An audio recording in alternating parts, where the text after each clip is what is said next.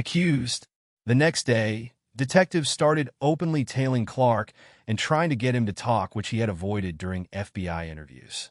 On Tuesday, September 15th, with a warrant, investigators obtained DNA samples from Clark. Authorities released him pending results, but by now both investigators and the press were tailing him. Hecklers confronted him the night before his arrest. News of the murder seemed to surprise his teammates when reporters cornered them at that day's game. Clark was new to their team, but he played on another league team the year before with the brothers of one of the Wild Hogs players. When his old team couldn't round up enough players to register for the new season, the Wild Hogs had been happy to grab the talented young man as a shortstop. They knew he had a temper. He had to be separated from an umpire last season, but they thought he was a good player and a solid guy.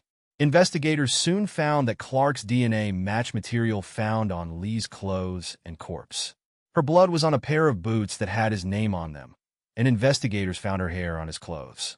Thursday, September 17th, Clark was arrested at a Super 8 motel in Cromwell, Connecticut, and charged with murder. Police also towed his car and his father's Ford Taurus, which they believed Clark had been driving. His father lived in a retirement community about half a mile away. Clark had been staying with him, apparently trying to escape attention as suspicion increasingly focused on him. Raymond Clark is being held on $3 million bail at South Suffield's maximum security MacDougall Walker Correctional Institution. He's expected to plead not guilty at his hearing, which has been postponed until October 20th. Clark's lawyers have petitioned to keep the search warrant affidavit sealed, as they fear the information in these documents will bias potential jurors. His public defender, Thomas Ullman, had already worried that leaks were damaging the defense.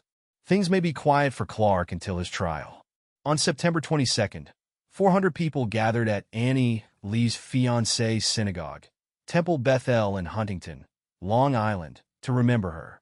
Her groom wore his wedding ring. On September 26th, another 500 friends and family members celebrated her funeral mass at the Holy Trinity Catholic Church in El Dorado Hills. California Yale University held its memorial service for Lou on October 12th.